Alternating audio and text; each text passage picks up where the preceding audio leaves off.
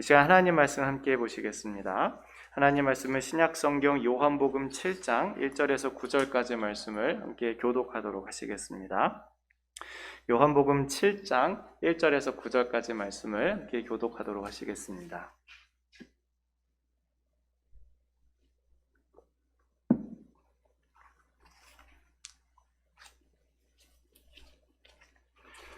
제가 먼저 봉독합니다. 그 후에 예수께서 갈릴리에서 다니시고 유대에서 다니려 아니하심은 유대인들이 죽이려 함이로라. 그 형제들이 예수께 이르되 당신이 행하는 일을 제자들도 보게 여기를 떠나 유대로 가소서.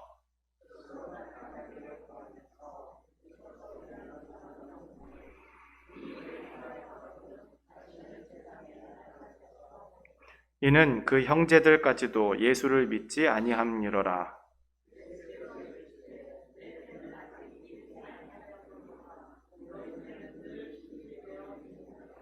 세상이 너희를 미워하지 아니하되 나를 미워하나니 이는 내가 세상의 일들을 악하다고 증언함이라.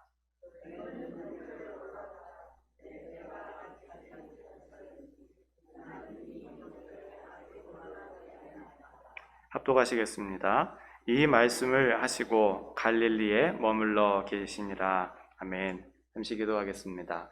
사랑과 자비가 많으신 주님 참 고맙습니다. 이 시간 주님의 귀한 말씀 선포하여 주시옵소서. 이 무익하고 부족한 종의 모습은 십자가 뒤에 가리워 주옵시고 정말 우리 주님의 영광스러운 모습만 나타날 수 있도록 인도하여 주옵소서. 이 시간 성령께서 특별히 역사하여 주옵소서. 악한 영 틈타지 못하게 하여 주시고 우리의 모든 생각과 마음이 온전히 주님의 말씀에만 집중하는 시간 될 수 있도록 붙잡아 주옵소서. 이 모든 말씀 예수님 이름으로 기도합니다. 아멘. 오늘 본문 1절 말씀 보면 이렇게 되어 있습니다. 다 같이 1절 말씀 합독하시겠습니다. 시작. 그 후에 예수께서 갈릴리에서 다니시고 유대에서 다니려 아니하심은 유대인들을 죽이려 함이로라. 그 후라고 하는 것은 이제 이 앞에 있는 요한복음 6장에 나와 있는 사건을 가리키는 것인데 그게 무엇인가 하면은 이제 예수님께서 해당해서 사람들에게 가르치시기를 자신이 하늘로부터 내려온 생명의 떡이다 이렇게 가르치신 그 사건을 이야기하는 것입니다. 우리에게는 참 은혜로운 말씀이죠. 우리 예수님 하늘로부터 내려온 생명의 떡이시다. 누구든지 이 예수님을 믿는 자, 이 예수님 생명의 떡이신 예수님을 먹는 자는 영생을 얻게 될 것이다.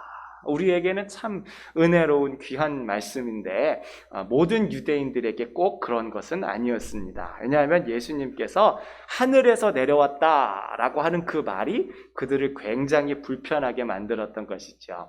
왜냐하면 그들 생각 가운데 하늘에는 누가 계세요? 하늘에는 하나님이 계시지요. 하늘에는 하나님이 계신데 이 예수님께서 자기가 하늘로부터 내려온 생명의 떡이다 이렇게 이야기를 하니까 그게 그분들 마음을 굉장히 불편하게 만들었던 겁니다. 아니 하나님이 하늘에 계신데 자기가 그 하늘에서 왔다고? 뭐야 지금 무슨 얘기하는 거야? 라고 하면서 굉장한 불편함을 드러내었죠. 그래서 예수님의 말을 들은 사람들이 요한복음 6장 42절에 이렇게 말씀합니다. 이는 요셉의 아들 예수가 아니냐? 그 부모를 우리가 아는데 자기가 지금 어찌하여 하늘에서 내려왔다 하느냐? 이렇게 이야기합니다. 유대인들이 말하기를 아니 이거 목수 요셉의 아들인 걸 내가 아는데 아니 우리가 그 잘하는 것을 다 보았는데 어찌하여 자기가 하늘로부터 내려왔다 이렇게 이야기를 하느냐 하면서 아주 불편한 기색을 드러내고 있는 것이지요. 근데 여러분 우리가 분명히 알아야 될 것이 있습니다. 이렇게 하는 게 아주 이상한 것이 사실 아니라는 것이지요. 왜냐하면 성령님이 하시는 중요한 역사 가운데 하나가 바로 예수님을 구주로 깨닫게 하는 역사이기 때문에 그렇습니다. 고린도전서 12장 3절에 이렇게 기록했습니다. 우리 합독해 보실까요? 셋넷. 성령으로 아니하고는 누구든지 예수를 주시라 할 수 없느니라. 아멘. 성령으로 아니하고는 누구든지 예수를 주시라 알 수 없다고 분명히 말씀하셨어요. 우리 성령님의 역사가 많지요, 여러분. 뭐 방언도 있고 예언도 있고 치유도 있고 여러 가지 은사가 여러 가지 역사들이 많이 있습니다. 그런데 그것보다 더 핵심적이고 더 중요한 역사가 무엇인가 하면은 예수님을 주로 믿고 고백할 수 있게 하시는 그런 역사인 거예요. 우리 성령님께서 충만하게 역사하시면은 가장 먼저 그리고 가장 핵심적으로 되어져야 될 역사가 바로 예수님이 잘 믿어지는 역사, 예수님을 구주로 고백하게 되어지는 그 역사가 나타나게 되어지는 것입니다. 제가 태국에서 한 달 정도 있으면서 이제 캠퍼스 전도를 한 적이 있는데 정말 이 말씀이 진리구나 하는 것을 다시 한번 깨닫게 되었습니다. 이제 캠퍼스에 가면 이제 대학생들이 이제 많이 있어요. 여러분도 아시는 것처럼 정말 많이 있는데 거기에서 이제 사역리를 가지고 제가 복음을 전했습니다. 근데 뭐 예상하셨겠지만은 이렇게 복음을 전해도 그거를 다 듣는 게 아니에요. 다 믿는 게 아닙니다. 어떤 사람은 첫 페이부터 막히는 거예요. 우리 모두가 다 죄를 지었습니다. 여기 막히는 거야. 아니 내가 죄를 지은 적이 없는데 왜 그렇게 말합니까? 그러면서 그 복음을 거부하는 사람들도 있어요. 아니면 어떤 사람들은 하나님이 온 세상을 창조하셨습니다. 여기부터 막히는 거야. 아니 세상이 우연히 다 존재하게 됐지 지금 무슨 소리 하는 겁니까? 아니 지금 다 모든 것이 그냥 알아서 우연히 다 생긴 건데 아니 지금 뭐 이상한 소리 합니까? 정말 그런 사람이 있다는 거 보고 깜짝 놀랐거든요. 아니면 어떤 사람들은 예수님께서 우리를 위해 돌아가셨으니 이것을 믿는 사람은 구원을 받습니다 라고 하면은 아니 무슨 예수를 믿는다고 구원을 받습니까? 우리가 돈 많이 벌어야 구원받는 거지. 세상을 보십시오. 돈 많은 사람들이 잘 사는 거지 예수 믿는 사람이 잘 삽니까? 굉장한 충격을 많이 받았어요. 어떤 사람들은 보면요 말로만 예수를 믿겠다고 고백하는 사람도 없지 않아 있었습니다. 영접기도 하는 거야. 그러면 자 저를 따라해 주시겠어요? Can you follow me what I'm saying? 하면은 막 이야기하는 거예요.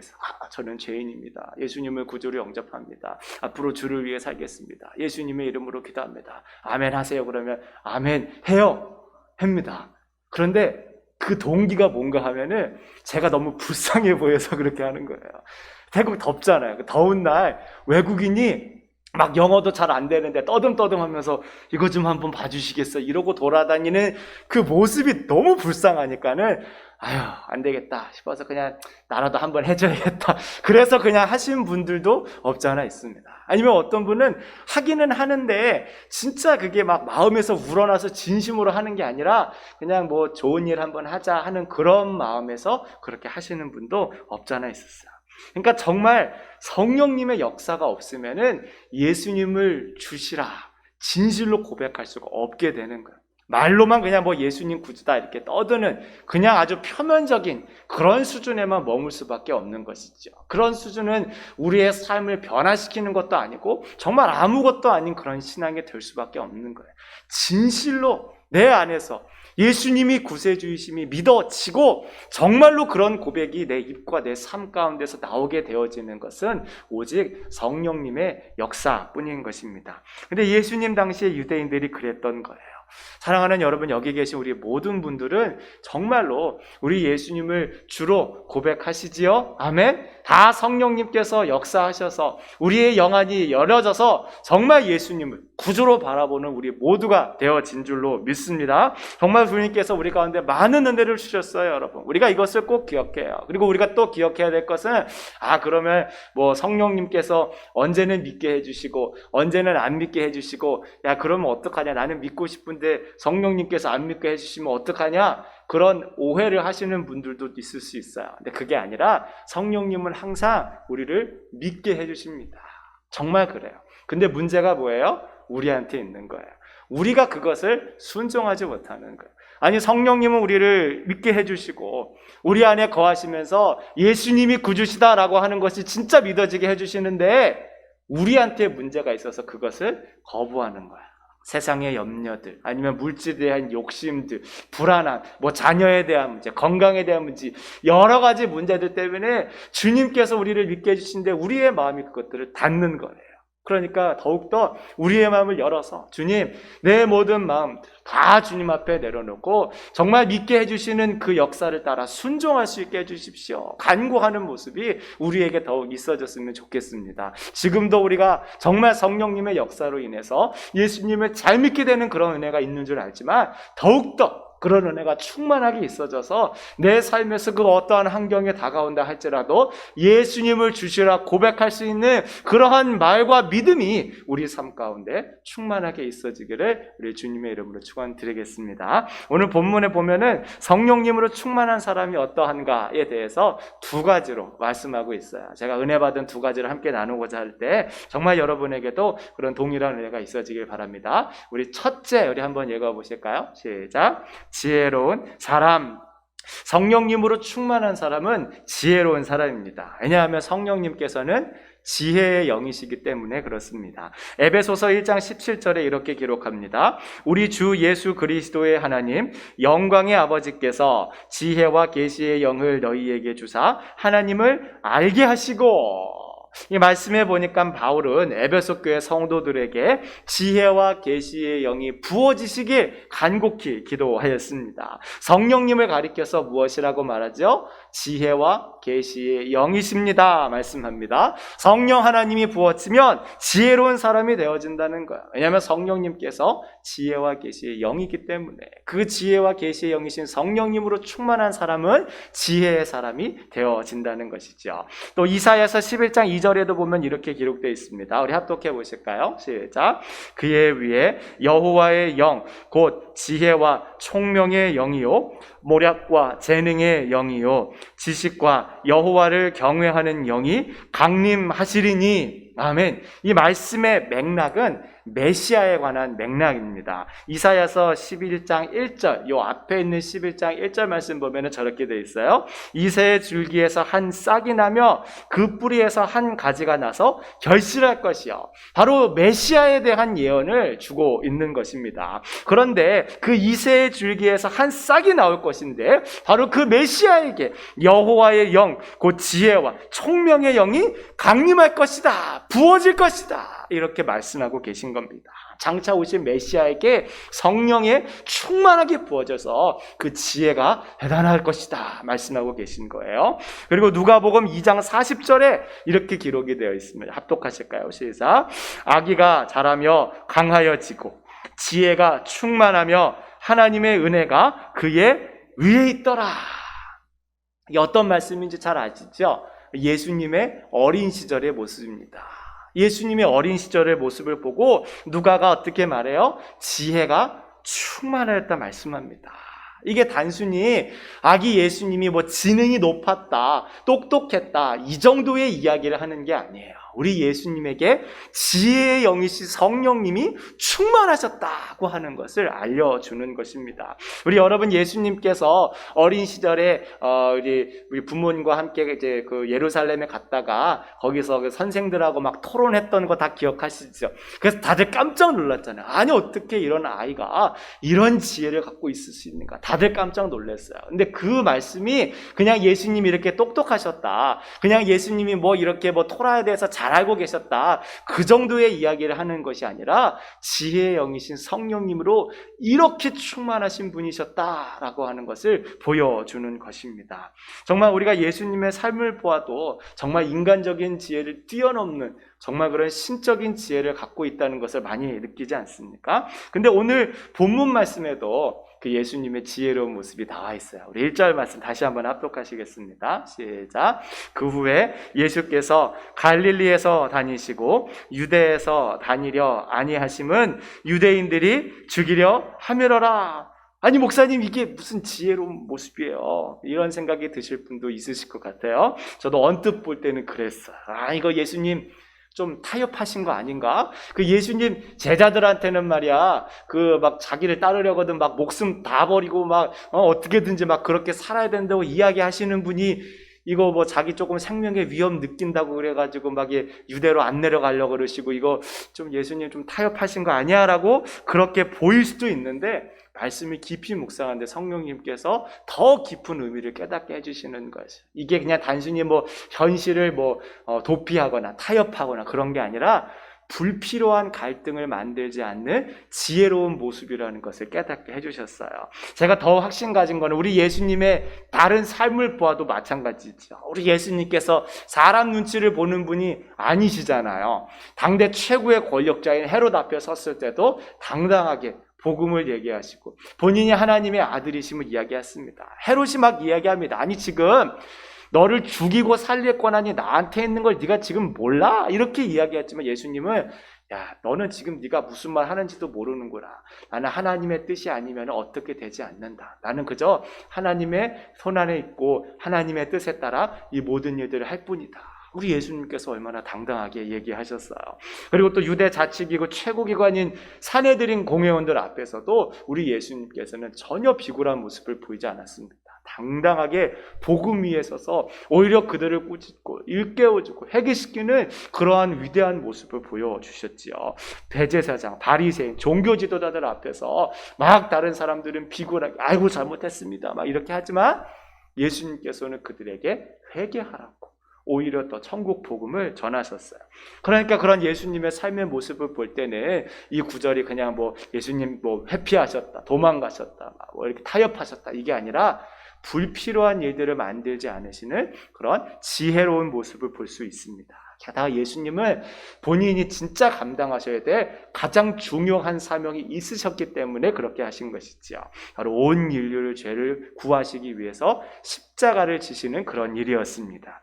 예수님께서 하늘 보좌에서 이 낮고 천한 땅에 오신 목적이 무엇이겠어요, 여러분? 바로 십자가죠. 십자가를 위해 태어나시고 십자가를 위해 사역하시고 십자가에 온전히 자기를 내어주셨습니다. 그래서 마태복음 26장 39절에도 예수님께서는 자기의 뜻대로 가는 것이 아니라 하나님 아버지의 뜻대로 내가 이 땅 가운데 와서 바로 그 일을 이루기 위해 이 땅에 왔다는 것을 분명하게 우리에게 보여주셨어요. 그러니까 예수님께서 뭐 본인의 부귀영화나 뭐 성공하는 삶, 뭐 이런 사람들의 겁내는 것, 두려워서 이래서 그냥 그렇게 행동하신 것이 아니라 예수님이 십자가를 져야 될 사명이 있으셨기 때문에 그것을 위해서 지혜롭게 그렇게 행동하셨던 것입니다.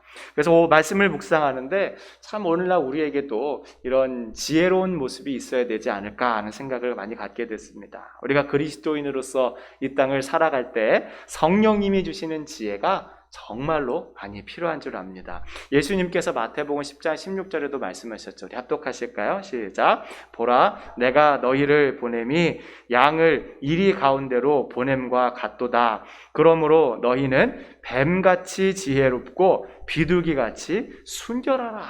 예수님께서는 제자들을 세상에 보내시는데 양을 이리떼 가운데로 보낸 것 같다고 이야기를 하셨어요.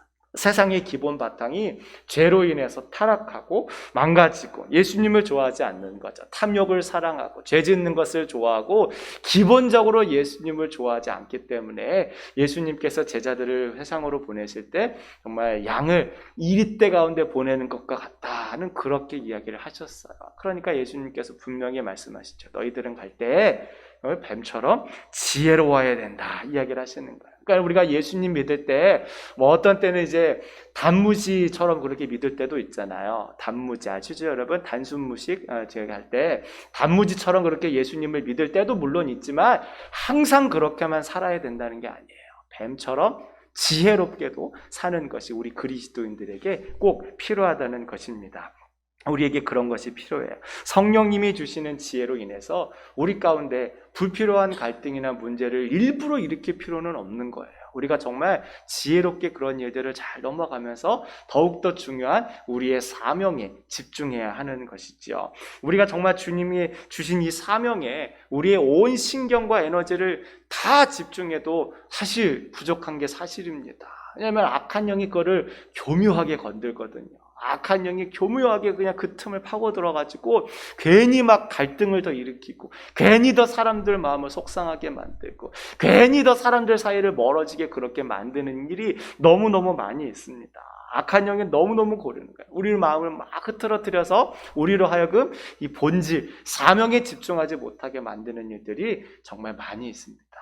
여러분, 중세 시대의 신학을 가리켜서 스콜라 신학이라고 이야기를 합니다. 한번 좀 들어보셨을 거예요. 스콜라라고 하는 말에서 우리가 생각할 수 있듯이 굉장히 이제 학자적인, 학문적인 스칼라, 이제 그런 식의 신앙을 추구하는 그런 시대가 상당히 많이 있었습니다. 근데 왜 그런가 하면은 이전까지 신앙이라고 하는 게 너무 좀 비이성적이고 너무 신비적인 그런 것만을 막 추구하는 거예요. 그러니까는 우리가 하나님 말씀 잘 읽고 연구하고 은혜 받고 이거 함께 단단하게 신앙생활하자, 이게 아니라 몰라, 그냥 믿어, 뭘 따져, 그걸 뭐 얘기해, 그냥 조용히 해, 믿어, 그냥 무조건 믿어, 일단 믿으면 되는 거야, 이렇게 하는 것이 신앙의 대세였는데 사회에서 보니까는 이해가 잘 안 되는 거야. 저 사람들 왜 저렇게 할까? 분명히 성경을 보면은 그게 아닌데 왜 그렇게 할까? 아니, 성경에 여기 보면은 그게 아닌데 왜 자꾸 저렇게만 이야기하지? 아니, 하나님은 성경 읽으라고 우리에 주셨는데 이 성경은 아니고 몰라, 무조건 믿어, 왜 자꾸 그렇게 하지? 그리고 막 교회에서도 궁금한 게 많은데 설명을 안 해주는 거야. 그 믿음 없는 소리 한다 그러고 막 찍어 누르고 막 무조건 믿어 막 이러니까는 자꾸 신앙이 크질 않는 거야. 그래서 그래, 하나님의 말씀을 차근차근 좀 설명해 줄 필요가 있겠다. 왜냐하면 오해하는 사람도 많잖아요. 그래서 차근차근 설명을 해주는데 그게 스칼라 신학의 시초가 되는 거야. 그래서 이것들을 잘 정리하고 집대성한 사람 중에 토마스 아퀴나스라고 하는 사람이 있습니다. 그래서 그분이 우리가 정말 신앙을 이렇게 체계적으로 단단하게 잘 공부해야겠다 해서 잘 정리를 했어요. 얼마나 좋은 일입니까, 여러분? 그런데 그게 점점 하다가 도를 넘어가게 되는 거예요. 어디까지 갔냐 하면은 바늘 끝 위에 몇 명의 천사가 춤을 출 수 있는가 라고 하는 데까지 나아가는 거예요. 그러니까는 이것을 막 정리하고 막 생각하고 합리성이 근거해서 신앙을 단단하게 구성하고 너무 좋은데 그게 더 선을 넘어가다 보니까는 바늘 끝에 천사가 몇 명이나 춤출 수 있습니까? 이런 불필요한 논쟁까지 나아가게 되는 거예요. 자꾸 이런 사변적인 그런 이야기들로 나가면서 그 중심을 잃어버리게 되었어요. 그래서 스콜라 신학은 소위 말하는 머리는 두꺼워지지만 가슴은 냉랭해지는, 사람들의 열정을 빼앗고 사람들하고 오히려 예수님께로부터 멀어지게 하는 그러한 부정적인 효과도 일으키게 되었다고 평가를 합니다.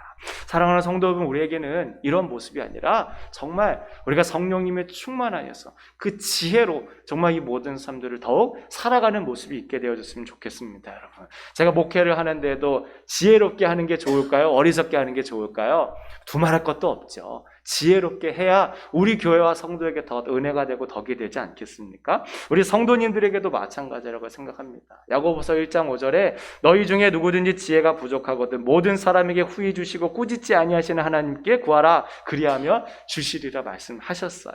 우리가 한 주간 세상 사실 때 정말 주님께서 주시는 그 지혜를 더욱 구하셨으면 좋겠습니다. 물론 여러분들이 저보다 더 연배도 많고 인생의 경험도 많고 지혜도 훨씬 많으신데 물론 그것도 너무 귀하고 좋은데 거기에서 더 지혜를 구하셨으면 좋겠어요. 정말 내가 하는 일에서 하나님 더 지혜를 주십시오. 다른 사람들을 불편하지 않게 하고 다른 사람들을 주님께로 이끌 수 있도록 저에게 지혜를 주시고 마음을 주시고, 그래서 온전히 하나님의 영광을 내가 있는 곳 어느 곳에서든지 드러낼 수 있도록 주님 인도하여 주옵소서. 더욱더 간구하시고 실제로 그렇게 살아내시는 저와 여러분이 다 되실 수 있기를 주님의 이름으로 축원드리겠습니다. 우리 둘째, 우리 한번 읽어보실까요? 시작. 십자가를 생각하는 사람. 성령님으로 충만한 사람은 십자가를 생각하는 사람입니다. 예수님께서 이제 그 후에 유대가 아니라 북부 갈릴리에서 이제 사역하시기로 한 뒤에 2절 말씀 보니까 유대인의 명절인 초막절이 가까이 왔다 이렇게 말씀을 합니다. 근데 3절 보니까는 그 형제들, 예수님의 형제들이 예수님께 다시 어디로 가라고 권해요? 다시 유다로 내려가십시오 이렇게 권합니다. 왜 그런가 하면은 예수님께서 행하시는 일을 제자들도 보게 그렇게 하라고 이야기를 합니다. 4절과 5절에 이어서 이렇게 말씀합니다. 우리 합독하십니다. 시작. 스스로 나타나기를 구하면서 묻혀서 일하는 사람이 없나니 이 일을 행하려 하거든 자신을 세상에 나타내소서 하니 이는 그 형제들까지도 예수를 믿지 아니함이로라. 스스로 나타내기를 구하면서 묻혀서 일하는 사람이 없나니 이 일을 행하려 하거든 자신을 세상에 나타내소서. 그러니까 예수님의 형제들이 예수님께 이 좁은 시골 구석 갈릴리에 있지 마시고 유다 예루살렘으로 내려가십시오. 그런 곳에서 사역해야지 지금 시골 촌구석에서 뭐 하는 겁니까? 이렇게 이야기를 하는 거예요. 이 말씀을 이렇게 보기만 해도 그 예수님의 형제들의 동기가 선하지 않고 또 하나님이 기뻐하시는 바가 아니라는 것이 많이 느껴지시지요? 그들의 동기가 어떠했습니까, 여러분? 세상적인 동기로 가득해 있었어요. 세상적인 방법으로 유명해지고 세상적인 방법으로 성공하고 세상적인 기회를 붙잡아야 우리 주님께서 하시는 뜻이 이루어질 수 있습니다. 이렇게 생각을 했던 거예요. 2절 말씀 보면 초막절이 가까웠다고 그랬죠? 초막절 여러분도 아시는 것처럼 유대인의 3대 절기입니다. 그때가 되면은 전국에서 사람들이 다 몰려드는 거예요. 예루살렘으로 몰려드는데 몇십만 명이 되는 어마어마한 사람들이 이 예루살렘 한 곳으로 다 몰려드는 겁니다. 그러니까 그런 곳에서 오병이어 기적 같은 거 한번 쫙 보여주면은 이거 뭐 한 방에 완전히 이 유다에서 대스타가 되는 거야. 아주 유명한 사람 되는 겁니다. 한 방에 그냥 막 몇십만 명의 사람들을 이끌 수 있는 그런 큰 사람으로 성장할 수 있게 되어진다고 그 형제들이 생각을 했던 거예요. 아우 형님, 곧 초막절 되면은 예루살렘 사람들 많이 모일 텐데 그런데 가가지고 오병이어 기적 같은 거 한번 쫙 보여주면은 아 형님 유명해지지 않겠어요? 아 형님 그거 어떻게 하신지 잘 모르겠는데 하여튼 그냥 사람 많은 데 가서 그런 거 한번 하기만 하면 그냥 아주 대단해질 것 같습니다 라고 이야기를 한 거예요. 그리고 그 마음 뒤편에는 그러다 보면은 뭐 저는 뭐 형님의 오른편에 뭐 쟤는 뭐 형님의 왼편에 좀 뭐 이렇게 앉을 수도 있지 않을까요? 라는 그러한 마음으로 예수님께 이야기를 한 거예요. 그러니까는 그들 마음 가운데 선한 동기나 하나님이 기뻐하시는 동기가 있어서 그런 것이 아니라는 것을 알 수 있죠. 그래서 성경은 5절에 예수님의 형제들을 두고서 이렇게 말씀합니다. 이는 그 형제들까지도 예수를 믿지 아니함이로라. 그 형제들까지도 예수님을 믿지 않았다. 형제들은 오병이어 기적 믿지 않았어요? 오병이어 기적 말고 뭐 가나의 혼인잔치 기적 믿지 않았습니까? 여기서 믿지 않았다는 것은 그들이 예수님의 십자가를 믿지 않았다고 하는 그런 뜻이에요. 예수님께서 이 땅 가운데 오신 것은 모든 인류의 죄를 짊어지시기 위해 그 십자가를 지기 위해 이 땅 가운데 오신 건데 그거를 믿지 않은 거예요. 그냥 세상적인 방법으로 성공하고 세상적인 방법으로 출세하고 세상적인 방법으로 유명해지는 것, 그냥 그런 생각밖에 그들이 갖지 못했던 것입니다. 그러니까 예수님께 이야기하는 거예요. 이런 시골 촌구석에서 뭐 합니까? 성공하려면 저 유명한 예루살렘으로 가가지고 수많은 사람 앞에서 막 죽은 사람 막 일으키고 막 오병이어 기적이 그렇게 해야 하나님께서 기뻐하시지 않겠습니까? 라고 그렇게 오해를 하였던 것입니다. 여러분, 우리가 예수님의 삶을 잘 아시지 않습니까? 예수님께서는 이 땅 가운데 유명세를 얻기 위해 태어난 것이 절대 아니세요. 예수님은 그냥 유명해지시고 부자 되고 성공하고 출세하기 위해서 이 땅 가운데 오신 것이 절대 아니심을 여러분도 잘 알고 계실 것입니다. 예수님께서 이 땅에 왜 오셨어요? 십자가를 지기 위해 오신 것이세요. 우리를 위해서 자기를 온전히 내어주시기 위해서 예수님께서 이 땅 가운데 내려오셨어요. 처음부터 유명해지려고 그랬으면 예수님께서 베들레헴 마구간에서 태어나실 이유가 뭐가 있겠습니까? 헤롯의 장자로 딱 태어나면요, 태어나는 순간부터 그의 일거수일투족이 다 사람들에게 알려지는 거예요.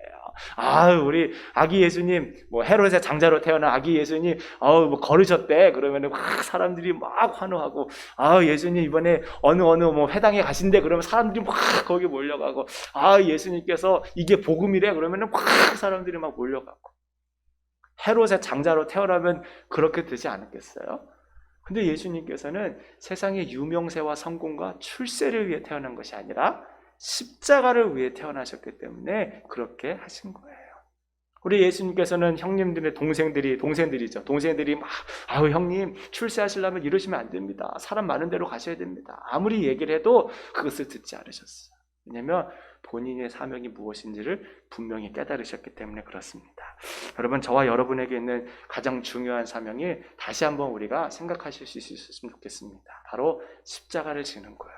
우리가 예수님 믿는 사람으로서 이 땅에 살아가는 가장 중요한 목적은 예수님처럼 십자가를 지고 살아가는 것입니다. 물론 어떤 분은 주님께서 많은 축복을 주셔서 물질적으로 여유롭게 그렇게 사실 수도 있고, 또 어떤 분은 건강의 복을 주셔서 또 건강하게 그렇게 사실 수도 있고, 또 어떤 분은 뭐 자기 마음 가운데 있는 소원들, 어릴 적 뭐 이루고 싶었던 꿈들, 이런 것들 막 이루면서 그렇게 사시는 분도 없지 않아 있습니다. 그런데 그것보다 더 중요한 사명을 우리가 놓쳐서는 안 되는 거예요. 예수님의 십자가를 지는 삶을 우리가 살아가야 되는 겁니다. 매일매일 정말 주님께서 보여주신 그 십자가의 길을 걷고자 간절한 마음으로 주님의 은혜를 구하면서 나아가는 우리 모두가 되어야 되는 것이지. 여러분, 은혜와 은사의 차이점을 혹시 아세요? 여기에 들어오면 비슷하잖아요. 은혜, 은사. 성경에도 보면 어쩔 때는 이제 비슷한 뜻으로 그렇게 사용되어지긴 한데 큰 차이점이 하나 있습니다. 이 은혜라고 하는 것은 하나님께서 값없이 주는 그 행위에 초점이 맞춰져 있고, 이 은사라고 하는 것은 그 은혜로 인해서 주어지는 그 결과물과 같은 것을 은사라고 이야기를 하는 거예요. 주님께서 우리에게 은혜로 은사를 주시는 것이죠. 그래서 예수님을 정말 사랑하고 사모하고 정말 그분께 순종하고 헌신하는 사람에게는 주님께서 은혜로 은사를 주십니다. 그런데 문제가 있어요. 이 은혜가 끊어진 다음에도 은사가 남아있어요. 예를 들면 어떤 사람이 피아노를 좋아해요. 열심히 연습합니다. 하나님께 간구해요. 하나님 피아노 잘 쳤으면 좋겠어. 그래서 막 하나님께 기도하면서 연습을 해요. 하루에 막 10시간, 12시간씩 연습을 합니다. 그래가지고 피아노의 대가가 되는 거예요. 그리고 또 하나님께서 은혜를 주셔서 정말 좋은 선생님도 만나고, 또 레슨 장소 뭐 이런 거 다 해결돼가지고 정말 최고의 교육을 받으면서 그 피아노의 대가가 되는 거예요. 하나님이 은혜로 그에게 은사를 주신 것이죠. 피아노를 잘 치는 은사를 주신 거예요.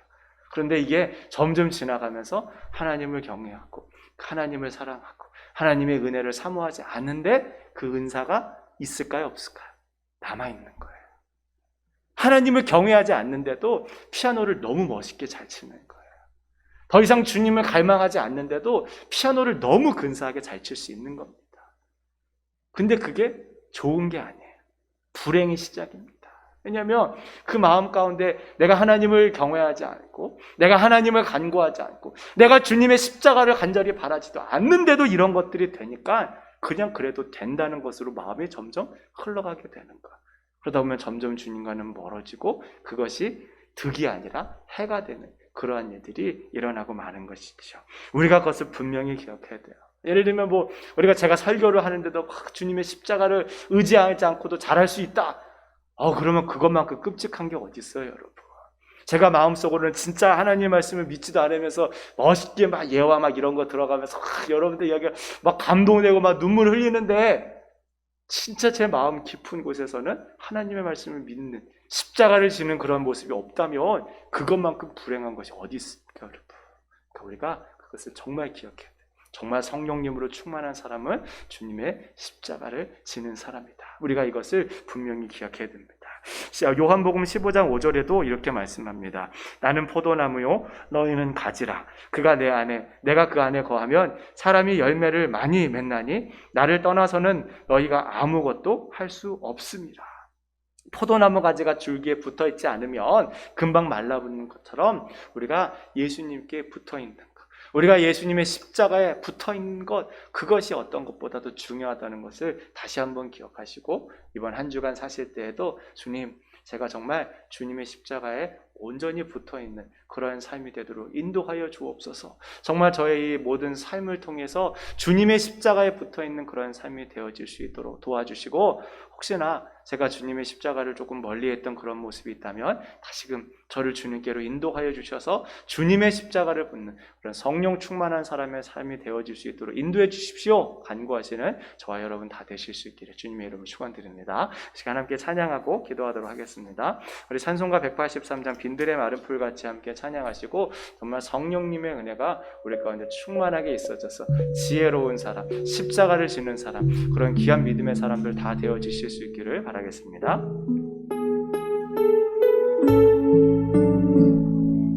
빈들의 마른 풀같이 시들은 나의 영혼, 주님이 약속한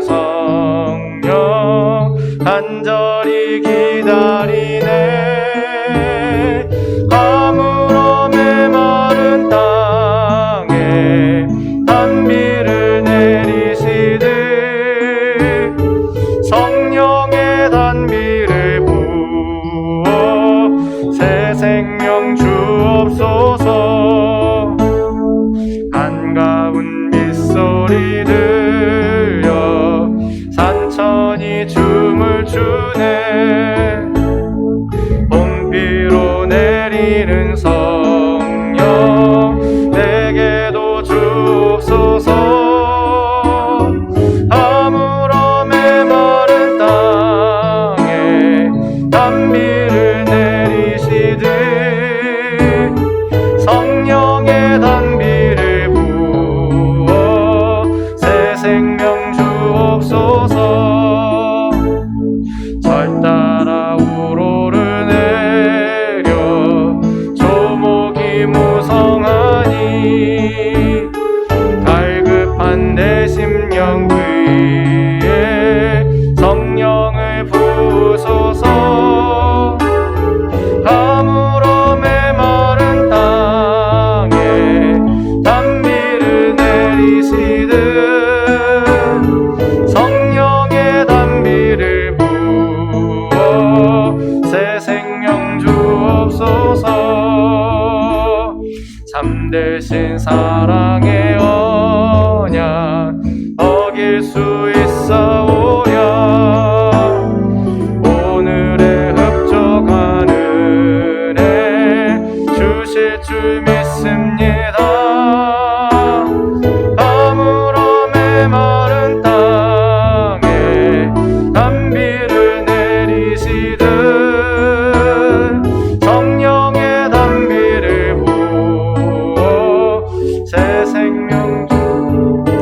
이 시간 함께 기도하겠습니다. 우리에게 더욱더 성령의 충만함 있게 하시고 더욱더 주님께서 은혜 많이 내려주셔서 지혜롭게 살게 하시고 그리고 십자가를 붙들며 살게 인도하여 주옵소서. 함께 기도하십니다. 하나님 우리가 많으신 주님 인도해 주시옵소서. 모두가 다 정말 성령의 충만함을 입어 이 땅을 살아가며 지혜로운 삶을 살아갈 수 있도록 인도하여 주시옵소서. 주님 우리 가운데 불필요한 갈등을 만들지 않게 하여 주시고 우리가 정말 예수님의 마음을 품고 함께 신앙 공동체의 삶을 살아낼 수 있도록 도우소서. 우리 가정 가운데 주님 더욱더 우리에게 지혜를 주셔서 이 모든 일들 잘 감당할 수 있도록 도우소서. 배우자와 불필요한 갈등을 일으키지 않게 하시고 자녀들과 불필요한 다툼하지 않게 하여 주시고 온전히 주님의 사랑으로 정말 믿음의 가정 이루어 나갈 수 있도록 주님 인도하여 주시옵소서. 주님 우리의 직장을 주님께서 인도하여 주셔서 아버지 하나님 정말 그곳에서 불필요한 논쟁과 불필요한 다툼으로 인해서 정말 우리가 복음 전하는 일들이 막혀지지 않게 하여 주시고 정말 모든 곳에 있든지 아버지 하나님 항상 지혜롭게 모든 일을 행할 수 있도록 우리 주님께서 은혜를 베풀어 주시옵소서. 아버지 하나님 정말 우리가 십자가를 더욱더 붙드는 삶을 살기 원합니다. 우리 예수님께서 그 모든 사명을 분명히 기억하며 나아가셨던 것처럼 우리가 날마다 늘 우리에게 주어진 사명 이 십자가를 붙들며 나아갈 수 있도록 인도하여 주시옵소서. 주님께서 부어주신 많은 은혜와 은사가 있는데 주님 우리가 그것들을 놓치고 정말 그 은사만을 생각하지 않도록 도우소서. 날마다 더욱더 주님을 사랑하고 주님을 갈망하고 주님의 십자가에 더욱더 붙어있는 우리 모든 성도들 되어줄 수 있도록 주님께서 인도하여 주시옵소서. 사랑과 자비가 많으신 주님 참 고맙습니다. 우리 모두에게 성령 충만함을 허락하여 주시옵소서. 그리고 우리와 하여금 지혜롭게 이 땅을 살아갈 수 있도록 인도하소서. 우리의 가정에서 지혜로 사랑을 이루게 하시고 우리의 일터에서 지혜로 온전히 하나님의 영광을 드러내는 우리 모두가 되어줄 수 있도록 인도하여 주옵소서. 날마다 주님을 생각하며 주님의 십자가에 단단히 붙어있는 우리 모든 성도와 교회가 되어질 수 있도록 인도하여 주옵소서. 이 모든 말씀 예수님 이름으로 기도합니다. 아멘. 이 시간 찬송가 50장 3절 찬양하시며 봉헌하도록 하시겠습니다. 다 함께 자리에서 서셔서 우리 봉헌하도록 하십니다.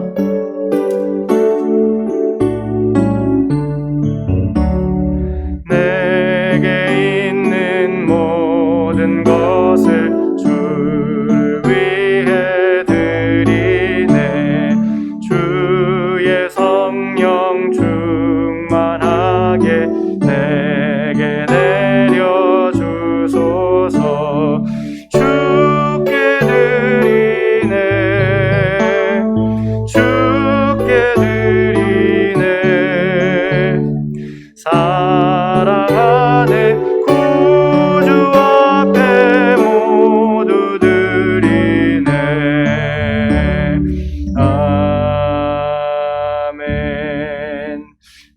기도하시겠습니다.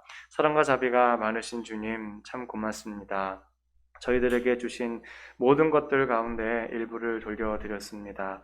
우리 하나님께서 기뻐하시는 일들 가운데 사용되어지게 하여 주시옵소서. 이 예물들 쓰이는 곳마다 정말 우리 하나님이 기뻐하시는 일들 일어나게 하여 주옵시고 성령 충만으로 인해서 더욱더 주님을 경외하는 사람들이 있을 수 있도록 인도하여 주옵소서. 주님, 어려운 형편 가운데서도 헌금한 귀한 형제들 자매들 있습니다. 그들을 기억하여 주옵시고 주님께서 더욱 그들의 삶을 윤택하게 하여 주시옵소서. 모든 삶의 문제가 해결되게 하여 주옵시고 더 많은 곳으로 주님께 영광 돌려드릴 수 있도록 축복하여 주옵소서. 연로하신 부모님들 건강을 지켜주시고 군문에 있는 자녀와 공부하는 자녀들과 타지에 있는 자녀와 타국에 있는 자녀와 어린 생명들 주님께서 기억하여 주셔서 그들이 이 땅 살아가면서 정말 성령님께서 주시는 지혜로 살아갈 수 있도록 날마다 은혜를 베풀어 주옵소서. 주님, 몸이 좋지 않아서 지금 여러 가지 어려움 가운데 있는 우리 교회의 지체들 있습니다. 그분들을 기억하여 주시옵소서. 주님, 정말 주님의 치료의 손길이 함께하여 주셔서 건강한 몸으로 우리 주님의 영광 위에 일할 수 있도록 붙잡아 주시옵소서. 이제는 우리 주 예수 그리스도의 은혜와 하나님 아버지의 무한하신 사랑과 성령님의 위로 충만 내주 역사 교통하심의 은혜가 예식을 마치고 세상을 향해 파송되어져 나아가는 우리 모든 성도들과 가정과 일터 위에 이제로부터 영원토록 함께 있을지어다. 아멘.